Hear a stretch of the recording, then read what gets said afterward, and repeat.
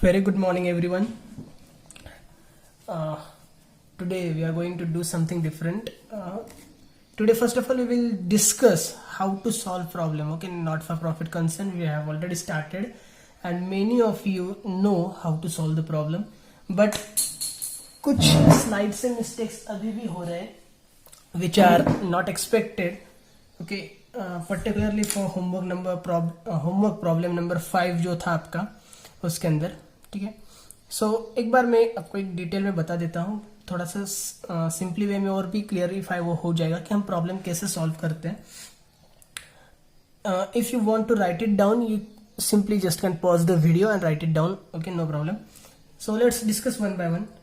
सबसे पहले if you have given opening balance sheet. ठीक है, अभी तक हमने जितने भी प्रॉब्लम्स देखे सभी प्रॉब्लम्स में आपके पास ओपनिंग बैलेंस शीट था रेडीमेड. ओके, तो अगर ओपनिंग बैलेंस शीट गिवन है तो आप क्या करोगे?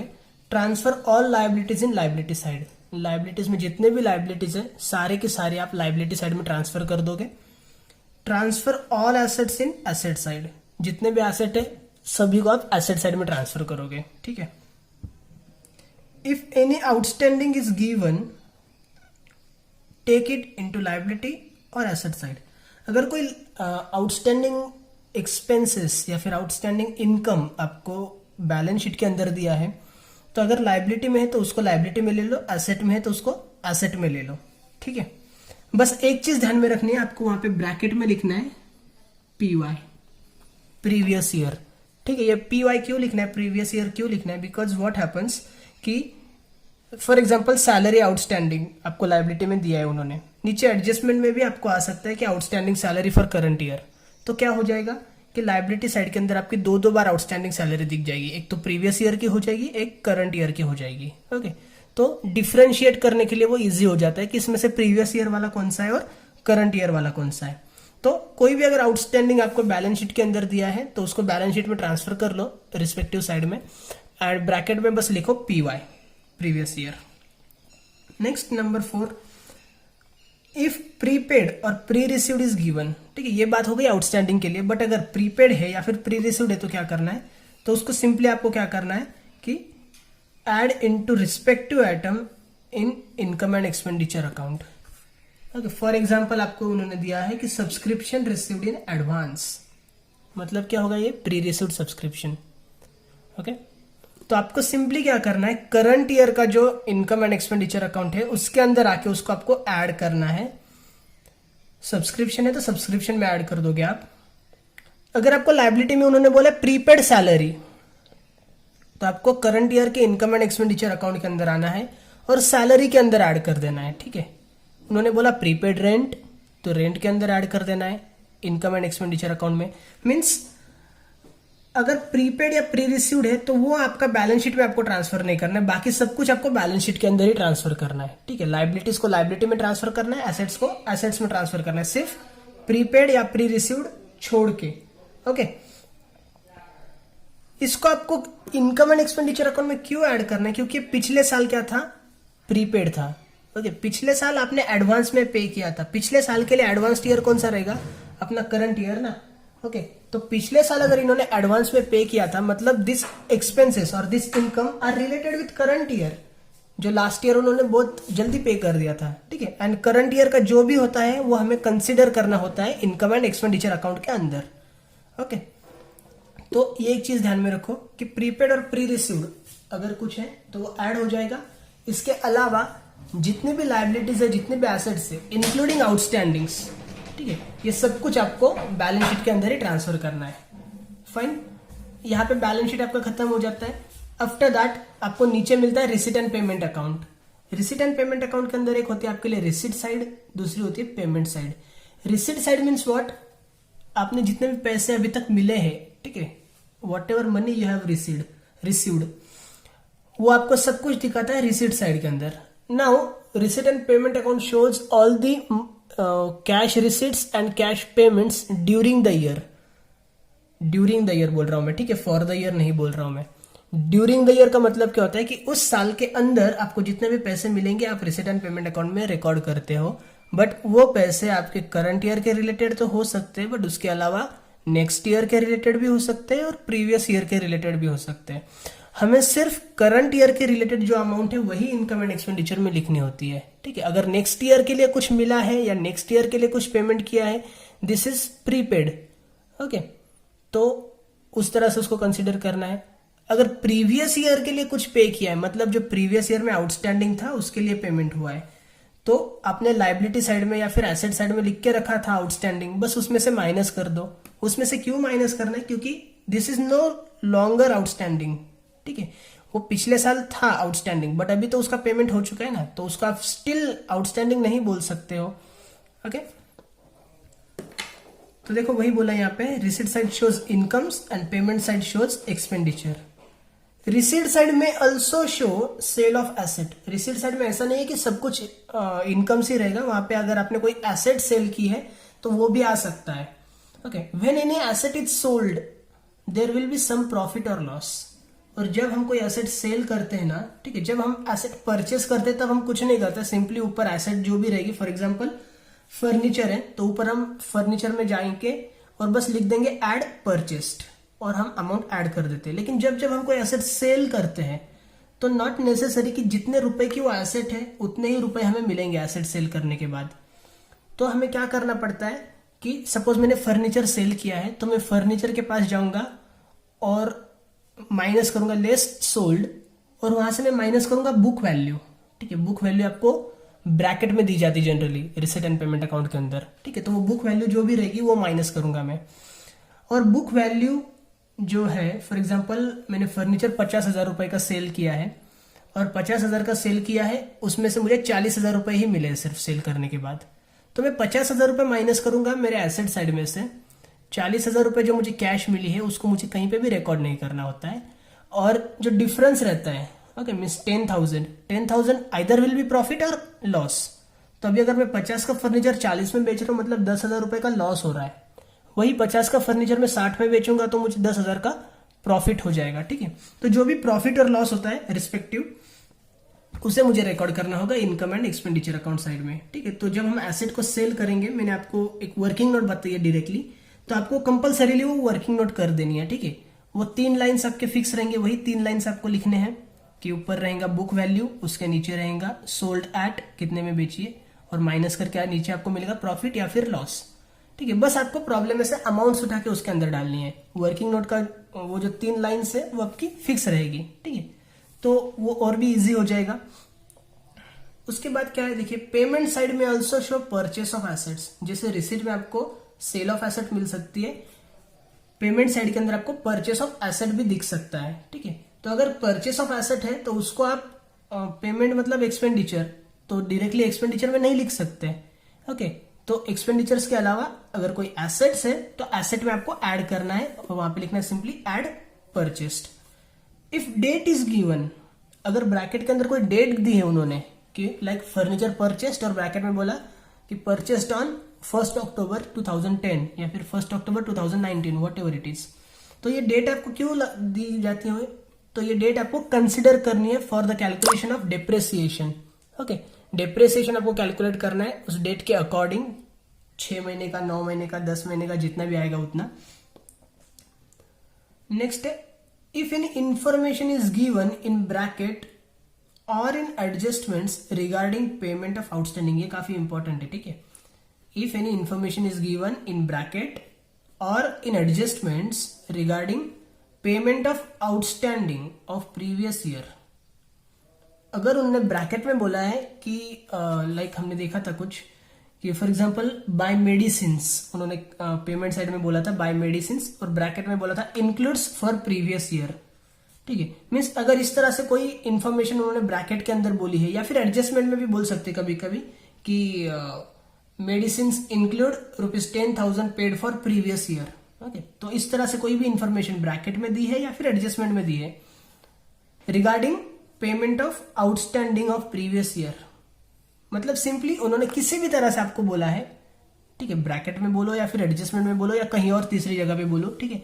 बट अगर उन्होंने किसी भी तरह से बोला हुआ है कि प्रीवियस ईयर का आउटस्टैंडिंग हमने पे कर दिया है, प्रीवियस ईयर का आउटस्टैंडिंग हमने पे कर दिया है, तो आप क्या करोगे?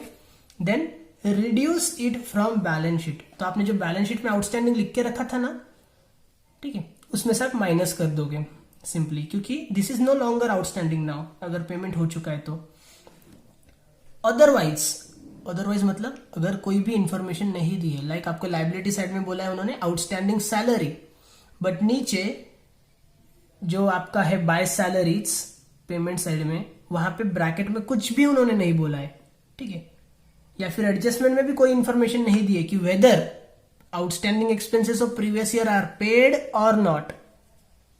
Okay, whether outstanding expenses of previous year are paid or not, इसके रिगार्डिंग कोई भी क्लियर इंफॉर्मेशन नहीं दी है, सिर्फ उन्होंने इतना लिखा है बाय सैलरीज। अब ये भी हो सकता है ना कि ये सैलरी सारी की सारी करंट ईयर की रहेगी, करंट ईयर में वर्कर्स बिना सैलरी के थोड़ी काम करने वाले हैं। Okay, so in that case otherwise assume that it is still outstanding. तो इस केस में आपको अज्यूम करना है कि जो प्रीवियस ईयर वाला आउटस्टैंडिंग था ना, वो अभी भी आउटस्टैंडिंग ही है, क्योंकि अगर पेमेंट कर दिया होता तो वो मेंशन करते वहां पे कि भाई ये जो पेमेंट हुआ है इसमें से so and so amount is for last year and remaining amount is for current year. Okay, but ऐसा कुछ मेंशन नहीं किया है, तो सब कुछ हम ऐसे अज्यूम करेंगे कि वो करंट ईयर वाला ही था, और जो प्रीवियस ईयर का आउटस्टैंडिंग है वो अभी भी आउटस्टैंडिंग ही है। Okay, next, only incomes and expenses related with current year are considered in income and expenditure account. ये हमने कई बार डिस्कस किया है कि हमें आगे का भी कुछ नहीं चाहिए, हमें पीछे का भी कुछ नहीं चाहिए, ठीक है, जो भी करंट ईयर का है उतना ही हम रिकॉर्ड करेंगे इनकम एंड एक्सपेंडिचर अकाउंट के अंदर। फाइन, अगर हमने आगे का पेमेंट अभी से करके रखा है that means what, this is prepaid, तो प्रीपेड की जगह बैलेंस शीट के अंदर होती है। ऑलराइट, अगर हमने पीछे का अभी पे किया है तो वो पीछे का आउटस्टैंडिंग था, तो हमने बैलेंस शीट के अंदर आउटस्टैंडिंग लिख के रखा है, उसमें से वो माइनस कर देंगे हम, जिससे कि क्या होगा कि वो आउटस्टैंडिंग अभी शो नहीं करेगा, ठीक है, वो बैलेंस नील हो जाएगा। Fine, and lastly adjustments, any outstanding और प्रीपेड और प्री रिसीव्ड, ठीक है, कोई भी आउटस्टैंडिंग या कोई भी प्रीपेड या प्री रिसीव्ड की एडजस्टमेंट अगर आपको दी गई है नीचे, तो सिंपली उसको आप फाइनल अकाउंट्स की तरह सॉल्व करो। ओके, लाइक कोई भी अगर आउटस्टैंडिंग है तो आउटस्टैंडिंग इज ऑलवेज एडेड, तो आउटस्टैंडिंग सब्सक्रिप्शन बोले तो सब्सक्रिप्शन में जाके ऐड कर दो। आउटस्टैंडिंग इनकम है वो, इसलिए सेकंड इफेक्ट आपका जाएगा एसेट साइड के अंदर। ओके, लाइक या फिर उन्होंने बोला कि सैलरी ₹10,000 इज स्टिल पेएबल, मतलब आउटस्टैंडिंग सैलरी है तो सैलरी के अंदर ऐड कर दो, सेकंड इफेक्ट लायबिलिटी में ले लो। ओके, मीन्स कोई भी आउटस्टैंडिंग या प्रीपेड या फिर प्री रिसीव्ड अगर उन्होंने दिया है आपको एडजस्टमेंट के अंदर, तो जिस तरह से हम आउटस्टैंडिंग या प्रीपेड की एडजस्टमेंट फाइनल अकाउंट्स में सॉल्व करते थे, एग्जैक्टली सेम वे में आपको यहाँ पे सॉल्व करनी है। Okay, I hope now this is clear to you. One more thing guys I need to tell you कि नॉट नेसेसरी जो प्रॉब्लम मैं आपको यहाँ पे सिखा रहा हूं एग्जैक्टली सेम प्रॉब्लम मैं आपको होमवर्क के लिए दे दूंगा, ठीक है। कभी कभी मैं प्रॉब्लम्स में कुछ छोटे छोटे चेंजेस कर देता हूं जिससे कि आपको थोड़ा सा सोचना पड़े, थोड़ा सा दिमाग लगाना पड़े। And see, our target this year is not to score 80 marks, 85, 90, 95, ठीक है, इस तरह से हमें कोई भी स्कोर नहीं करना है। हमारा टारगेट है to score 100 out of 100। Okay, so any single mistakes we cannot afford, कोई भी छोटी छोटी मिस्टेक्स भी हम अफोर्ड नहीं कर सकते, इसलिए हम ज्यादा से ज्यादा प्रैक्टिस कर रहे हैं, ज्यादा से ज्यादा मैं होमवर्क्स वगैरह आपको करा रहा हूँ, ठीक है। So do it sincerely. Some students उनको ऐसे लगता होगा कि समझ में नहीं आता है, बट गाइज आपका ये फर्स्ट ईयर है जहाँ पे आप ये सोल्यूशन कर रहे हो, या सेकंड ईयर है आपका जब आप अकाउंट सॉल्व कर रहे हो, और मैं पिछले 8-9 साल से अकाउंटिंग करते आ रहा हूँ। Okay, so I understand everything clearly.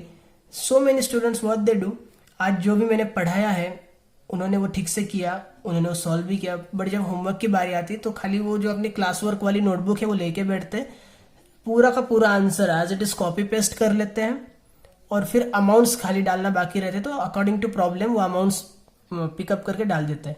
या कुछ कुछ बच्चों को ये भी पता था कि मैं स्टार्टिंग में डबल अमाउंट्स करता था, तो बस एक कैलसी लेके बैठ जाएंगे, और जो प्रीवियस सॉल्यूशन हमने किया है क्लास वर्क वाला उसी को बस मल्टीप्लाइड बाय 2 करके लिख देंगे।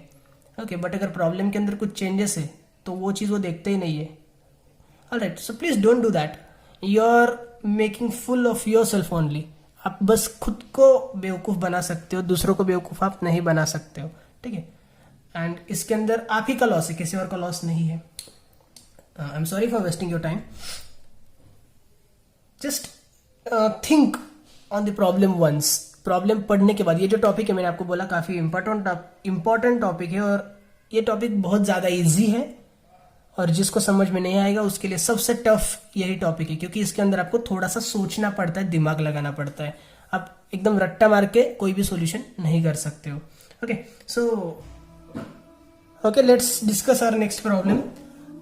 This is exactly same problem as your homework problem number 5.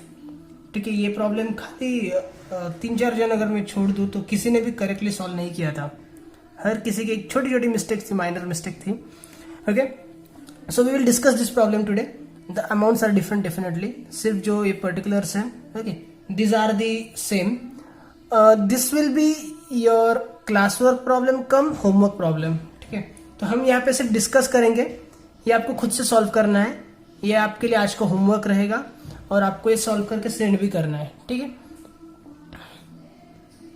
Let's discuss one by one. See, capital fund will go in liability side. Outstanding salary, outstanding expenses है तो liability में जाते हैं. ठीक है, अनपेड मेडिसिन बिल, ये भी outstanding है, ये भी लाइबिलिटी में जाएगा. आउटस्टैंडिंग सन्ड्री एक्सपेंसेस, ये भी लाइबिलिटी में जाएगा. So all this will go in liability side. Next, cash in hand, cash at bank, ये हमें नहीं कंसीडर करना होता है कहीं पे भी, तो इन दोनों को हम कट कर देंगे. ठीक है, cash in hand, cash at bank, दोनों को कर दिया cut. Next, land and building asset में जाएगा आपके लिए. Furnitures assets, equipments assets. Outstanding subscription, ये भी आपके लिए एसेट में जाएगा. सिर्फ आपको ध्यान में क्या रखना है कि outstanding salary, unpaid medicine bill, outstanding sundry expenses and ये आउटस्टैंडिंग सब्सक्रिप्शंस, इन चारों के सामने आपको ब्रैकेट में लिखना है PY, previous year. Okay, then see what is next. To balance brought down, here cash in hand and cash at bank is given, ये हम कहीं पे भी कंसीडर नहीं करते, इसको भी हम कर देंगे cut.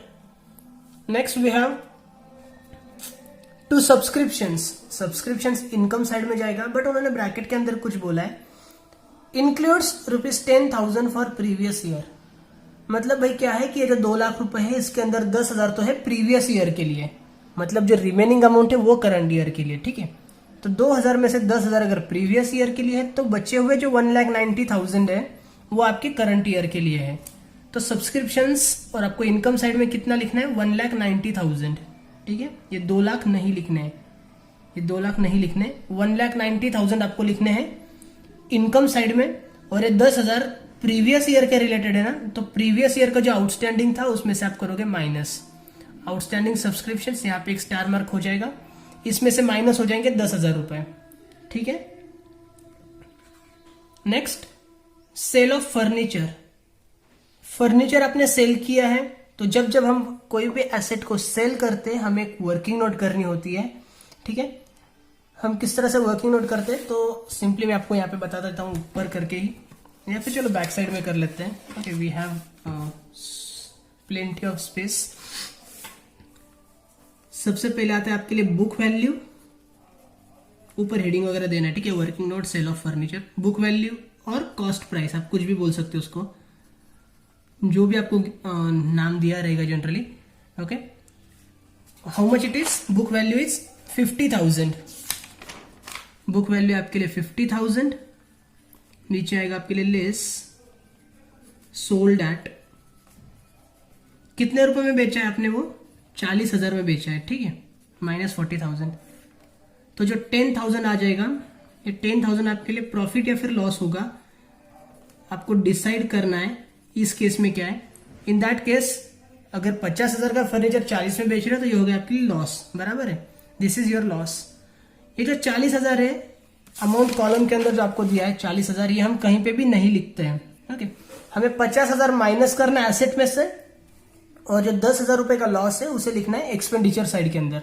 Okay, next, donations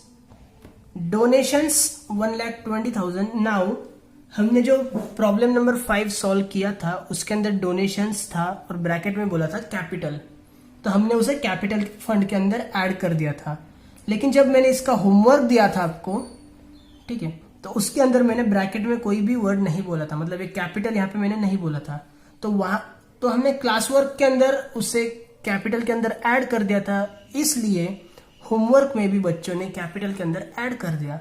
but हमने कई बार देखा है कि अगर ब्रैकेट में कुछ हम बोलते हैं, ओके, कि फॉर एग्जाम्पल ब्रैकेट में उन्होंने बोला कैपिटल या फिर कैपिटलाइज, तो उसको हमें कैपिटल में ऐड करना है। अदरवाइज यहां पे बोला डोनेशंस फॉर कुछ तो भी आगे गिवन है, donations for library, donations for prize fund, ऐसा कोई पर्टिकुलर रीजन उन्होंने दिया है तो फिर हम उसे लाइबिलिटी में लिखते हैं। बट अगर फ्रेश और सिंपल डोनेशन है, कुछ भी नहीं बोला है, या फिर ब्रैकेट के अंदर बोला है जनरल, तो भी हम इसको कहां पे लिखते हैं, इनकम साइड में लिखते हैं।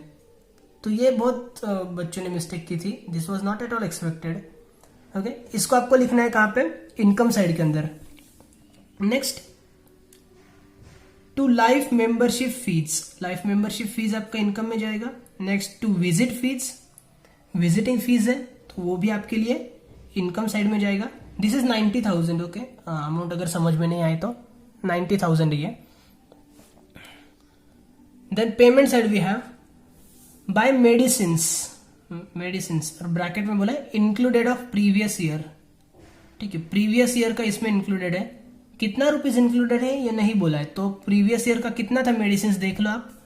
Here it is given unpaid medicine bill 20,000। तो आप क्या करोगे, ये 80,000 नहीं लिखोगे कहीं पे भी, आपको इस 80,000 में से जो 20,000 है वो तो प्रीवियस ईयर का है, मतलब करंट ईयर का कितना है, सिर्फ 60,000। तो आपको 60,000 रुपीज लिखना है एक्सपेंडिचर साइड में, और बचा हुआ जो 20,000 है उसे आपको माइनस करना है यहां से। ओके, तो इस पे भी एक स्टार मार्क हम कर देते हैं कि इस पे एक एडजस्टमेंट है भाई, माइनस करना है। Next, by equipments purchased, equipment हमारे लिए एसेट होती है, एसेट परचेस की है तो इक्विपमेंट्स में हम ऐड करेंगे add purchased. Then by salaries, now here also हमारा जो क्लास वर्क का प्रॉब्लम था उसके अंदर ब्रैकेट में उन्होंने इंफॉर्मेशन बोली थी कि included of previous year, but जो होमवर्क वाला प्रॉब्लम था उसके अंदर ऐसा कुछ भी नहीं बोला था। ठीक है, सिर्फ सिंपल सैलरी थी। तो सैलरी आपकी 1 लाख रुपीज है, प्रीवियस ईयर में आउटस्टैंडिंग था 40,000 रुपीज, बट ये 40,000 का पेमेंट किया है, इस तरह से यहाँ पे कुछ बोला नहीं है। जैसे यहाँ पे बोला था इंक्लूडेड ऑफ प्रीवियस ईयर, वैसे यहाँ पे नहीं बोला है। अगर कोई भी इंफॉर्मेशन गिवन नहीं है, कुछ भी उन्होंने क्लियरली नहीं बोला है, तो अज्यूम क्या करना है कि नहीं बोला है मतलब नहीं पेमेंट हुआ होगा। अगर पेमेंट हुआ होता तो उन्होंने बोला होता, बराबर है।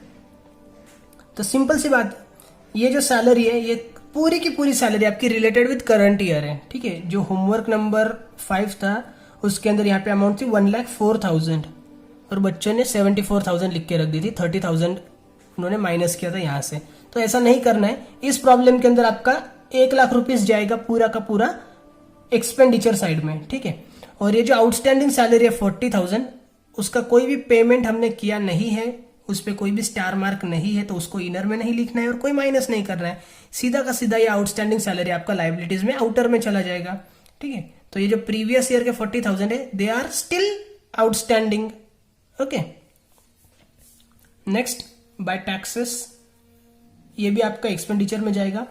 Then we have by sundry expenses. Now sundry expenses, इसमें मेरी एक मिस्टेक थी कि आपको पहले देखना है कि ब्रैकेट में उन्होंने ईयर बोला है। ठीक है, क्या ईयर बोला है वो देखो, दिस इज 18-19। आपका करंट ईयर कौन सा है, your current year is 2019 to 2020। Okay, 19 को स्टार्ट होकर 20 पे एंड हो रहा है, मतलब आपका करंट ईयर है 2019-20। 19-20 आपका करंट ईयर है, तो 18-19 आपके लिए क्या हो जाएगा, प्रीवियस ईयर हो जाएगा। तो भाई प्रीवियस ईयर के एक्सपेंसेस हमें एक्सपेंडिचर साइड में नहीं चाहिए। प्रीवियस ईयर का अभी पेमेंट हुआ है, मतलब प्रीवियस ईयर में आउटस्टैंडिंग हो सकता है, वो ऊपर देखिए यहाँ पे आपको दिखता है क्या, कुछ यहाँ पे है आउटस्टैंडिंग सन्ड्री एक्सपेंसेस 5,000, बराबर है। सो इन दिस केस ये 5,000 प्रीवियस ईयर का है, तो ये आपको यहां से माइनस करना पड़ेगा। ओके, क्योंकि प्रीवियस ईयर का है तो हमें नहीं चाहिए, इनकम एंड एक्सपेंडिचर अकाउंट में हम नहीं लिखेंगे, इसको हम माइनस कर देंगे यहां से लाइबिलिटी साइड में से। Okay, now homework problem number 5 जो था उसके अंदर मुझे यहाँ पे 18-19 लिखना था, लेकिन दैट वाज माय मिस्टेक कि मैंने यहाँ पे 19-20 लिख दिया था। तो 1920 का मीनिंग क्या हो गया, 1920 लिखा, इसका मतलब क्या हो गया कि करंट ईयर है अपना 2019 से लेकर 2020 तक। This means sundry expenses are related with current year according to data. इसके हिसाब से मैं नहीं बोल रहा हूं, एक सेकंड में वही प्रॉब्लम ले लेता हूं आपके सामने। Okay, here you can see bye sundry expenses, मैंने ब्रैकेट के अंदर बोला था 2019-20। ओके, तो इस प्रॉब्लम के हिसाब से क्या होता है कि ये सन्ड्री एक्सपेंसेस करंट ईयर के लिए है, तो इसको लिखना चाहिए था एक्सपेंडिचर साइड में 3000 रुपए, और ये जो प्रीवियस ईयर का है आउटस्टैंडिंग 3000, वो एज इट इज आउटस्टैंडिंग ही रहेगा, क्योंकि उसके पेमेंट के बारे में कोई भी इंफॉर्मेशन नहीं बोली है उन्होंने। ठीक है, तो ये चीज सिर्फ समर्थ एंड करिश्मा इन दोनों ने ही करेक्ट की थी। बाकियों ने जैसे कि हमारे क्लास वर्क के प्रॉब्लम में ये प्रीवियस ईयर था, तो बस प्रीवियस ईयर का है ऐसा समझ के यहां से माइनस कर दिया था। ओके, तो थोड़ा सा सोचना भी है, ऐसे नहीं कि फ्लो में आके कुछ भी कर दिया।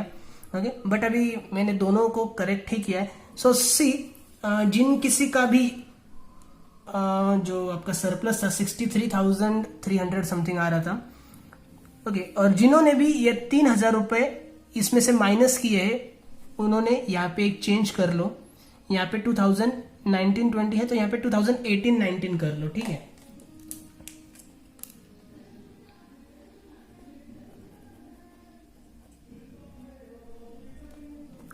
टू 2018-19 कर लो, जिन्होंने भी यहां से माइनस किया था वो बच्चे, और जिन्होंने भी यहां से माइनस नहीं किया था, जिन्होंने भी करंट ईयर का अज्यूम करके एक्सपेंडिचर में लिखा था, वो कुछ भी ना करे, वो ऐसे ही रहने दो। ठीक है, तो आपका अभी करेक्ट हो जाएगा प्रीवियस वाला problem.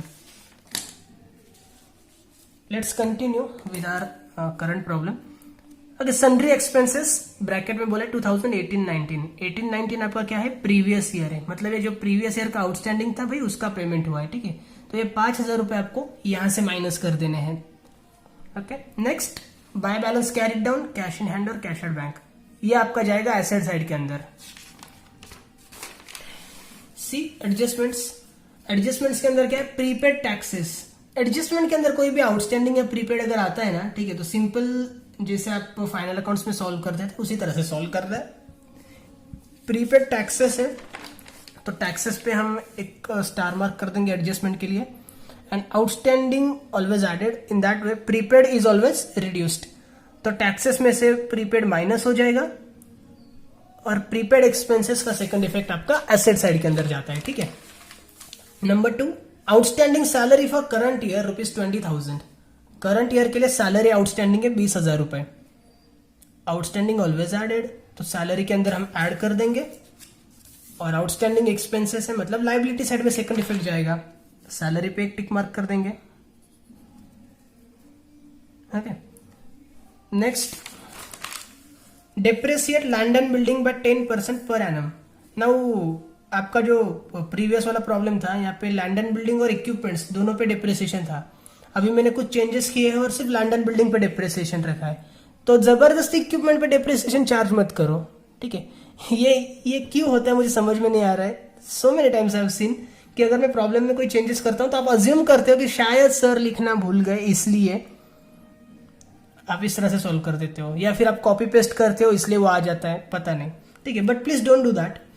Depreciate land and building, land and building पे एक स्टार मार्क हम कर देंगे। डेप्रिसिएशन की एडजस्टमेंट मुझे नहीं लगता एक्सप्लेन करने की जरूरत है। Next, outstanding subscriptions for current year ₹30,000। Outstanding subscription है तो सब्सक्रिप्शन के अंदर ऐड हो जाएगा। ठीक है, और आउटस्टैंडिंग इनकम्स हम कहां पे लिखते हैं, एसेट साइड में। देखिए, आउटस्टैंडिंग सब्सक्रिप्शन आपको हमेशा यहीं पे देखने को मिलता है, तो सेकंड इफेक्ट आपका जाएगा एसेट साइड के अंदर। एंड नेक्स्ट है, half of the life membership fees is to be capitalized. एक बात ध्यान में रखो guys, half of the life membership fees, half of the life membership fees मतलब है कि लाइफ मेंबरशिप फीस जितना भी उन्होंने बोला है उसका 50% अमाउंट, हाफ मतलब आधी। ठीक है, तो ये जो लाइफ मेंबरशिप फीस है 70,000, इसमें से 35,000 हमें कैपिटलाइज करना है, तो हम क्या करेंगे, लाइफ मेंबरशिप फीस में से माइनस करेंगे और कैपिटल फंड के अंदर ऐड कर देंगे। ठीक है, कितना माइनस करेंगे, 35,000। एक जन ने हाफ, यहां पे मैंने लिखा है, तो एक जन ने 0.5% निकाला था, 0.5%। दिस इज नॉट 0.5%, ओके 0.5% नहीं है ये, हाफ अमाउंट मतलब 50% अमाउंट है. Alright, I hope now this is simply clear to you. Okay, this will be your classwork as well as your homework for today. You have to solve this on your own now because सब कुछ हमने discuss कर लिया. अभी कोई issue नहीं होना चाहिए, आपको सॉल्व करना है और फिर इसका जो सॉल्यूशन है वो आपको सेंड करना है गूगल क्लासरूम के अंदर. ठीक है. And if still you are having any queries, doubts, difficulties, do contact me. I'll definitely sort it out. Okay, thank you so much.